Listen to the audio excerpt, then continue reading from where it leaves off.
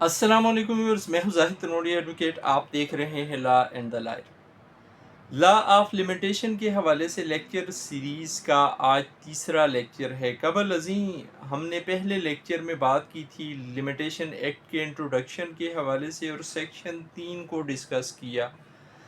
दूसरे लेक्चर में सेक्शन 4 और 5 को डिस्कस किया गया। कंडोनेशन ऑफ डिले के हवाले से बात हुई, किन सूरतों में कंडोन हो सकता है, किन में नहीं हो सकता। आज की वीडियो में हम बात करेंगे लीगल डिसेबिलिटी के हवाले से। सेक्शन 6, 7 और 8 के हवाले से आज हम डिस्कस करेंगे।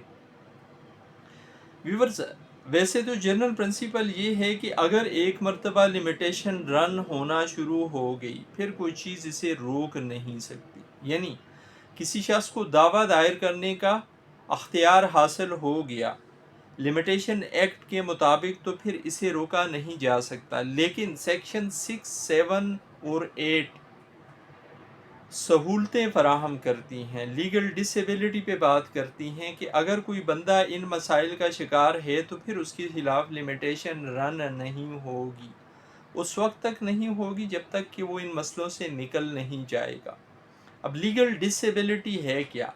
एक होती है एबिलिटी। एबिलिटी का मतलब होता है कोई काम करने के काबिल होना, और एक होती है डिसेबिलिटी, यानी कोई शख्स कोई काम करने के काबिल नहीं है, अहल नहीं है।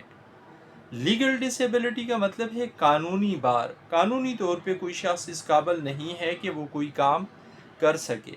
अब कानून क्या है? कानून ये कहता है कि किसी माइनर के खिलाफ दावा नहीं दायर किया जा सकता इंडिपेंडेंटली, या कोई माइनर इंडिपेंडेंटली दावा दायर नहीं कर सकता।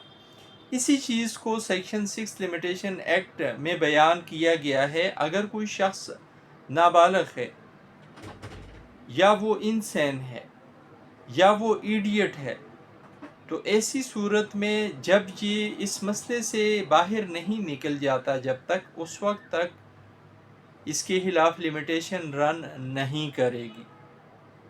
यानी ये अगर माइनर है, ये जब तक बालग नहीं हो जाता उस वक्त तक इसके खिलाफ लिमिटेशन रन नहीं करेगी। अगर फ़र्ज़ करें ये बंदा एक से ज़्यादा मसाइल का शिकार है, ये माइनर भी है और ये इंसान भी है, तो फिर ऐसी सूरत में जब इन दोनों मसलों से इसको निजात मिल जाएगी, ये आकिल भी हो जाएगा, मेजर भी हो जाएगा, माइनॉरिटी ख़त्म हो जाएगी इसकी, और साथ ही ये इंसैनिटी जो है इसकी, यानी ये पागल था, इसको सेहत मिल गई, रुबा सेहत हो गया, अब ये सूझ बूझ के काबिल है, सही गलत की तमीज़ कर सकता है, तो इस सूरत में फिर इसके खिलाफ लिमिटेशन रन होगी।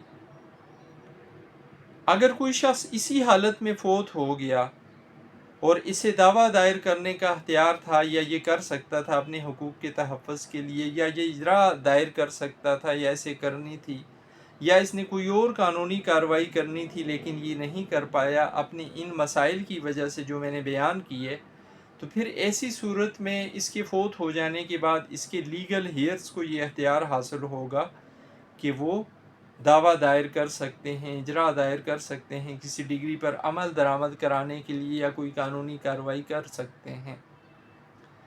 ये तो थी सेक्शन 6। अब सेक्शन 7 क्या कहती है? सेक्शन 7 ये कहती है लिमिटेशन एक्ट की, अगर एक से ज़ायद लोगों को कोई दावा दायर करने का, कोई कानूनी कार्रवाई करने का, या कोई दरख्वास्त इजरा दायर करने का हक हासिल हो गया है, और वो एक से ज़ायद लोग हैं, तो ऐसी सूरत में अगर उनमें से कोई एक आध इस तरह का है जो इंसान है, इडियट है या माइनर है, और उससे मुशावरत करके कोई जो सेहत याब बंदा है या जो डिसेबल नहीं है वो दावा दायर कर सकता है, कानूनी कार्रवाई शुरू कर सकता है, या दरख्वास्त इजरा दायर कर सकता है, तो फिर उसके खिलाफ लिमिटेशन रन हो जाएगा। यानी उन सब के खिलाफ इकट्ठा लिमिटेशन रन हो जाएगा। लेकिन अगर वो मशावरत के बग़ैर नहीं कर सकते, कोई मामला इस तरह का है, तो फिर ऐसी सूरत में जब तक सारे लोग एबल नहीं हो जाएंगे उस वक्त तक लिमिटेशन रन नहीं होगी। اب سیکشن 8 جو لمیٹیشن ایکٹ کی ہے یہ ایکسیپشن ہے ان دو سیکشنز کی، سیکشن 6 لیگل ڈسیبلٹی اور سیکشن 7 ڈسیبلٹی آف سیورل پلانٹیفس اور اپلیکینٹس کی ایکسیپشن ہے۔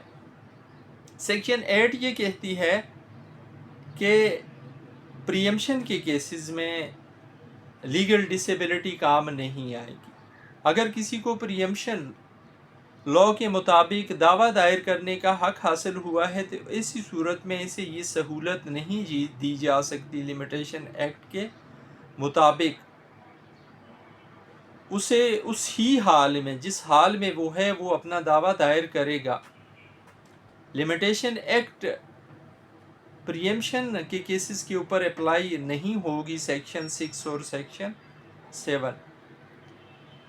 پھر سیکشن 8 لمیٹیشن ایکٹ میں یہ کہا گیا ہے کہ اگر کوئی شخص اس طرح کے مسائل کا شکار تھا، ایڈیٹ تھا، مائنر تھا، انسین تھا، تو اسے صحت مل گئی ہے۔ اگر عام طور پہ اس کو لمیٹیشن ایکٹ کے مطابق کسی کیس کے دائر کرنے کے لیے فرض کریں 6 سال کا ٹائم ملا ہوا تھا یا 9 سال کا ٹائم ملا ہوا تھا، لیکن جب وہ صحتیاب ہو جائے گا تو پھر اس کے لیے یہ رعایت صرف 3 سال کے ٹائم پیریڈ تک کے لیے ہوگی، یعنی یہ شخص اب دعویٰ دائر کرے گا تو 3 سال کا ٹائم پیریڈ کے اندر دعویٰ دائر کرے گا صحتیاب ہونے کے بعد۔ جس دن یہ صحتیاب ہوا، جس دن اس کی اس مسئلے سے جان چھوٹی، یہ ایبل ہوا لیگلی دعویٰ دائر کرنے کے لیے، اجراء دائر کرنے کے لیے یا قانونی کارروائی کرنے کے لیے، تو اس کے لیے لمیٹیشن 3 سال تک کی ہے۔ 3 سال کے ٹائم پیریڈ کے اندر یہ دعویٰ دائر کر کے اپنا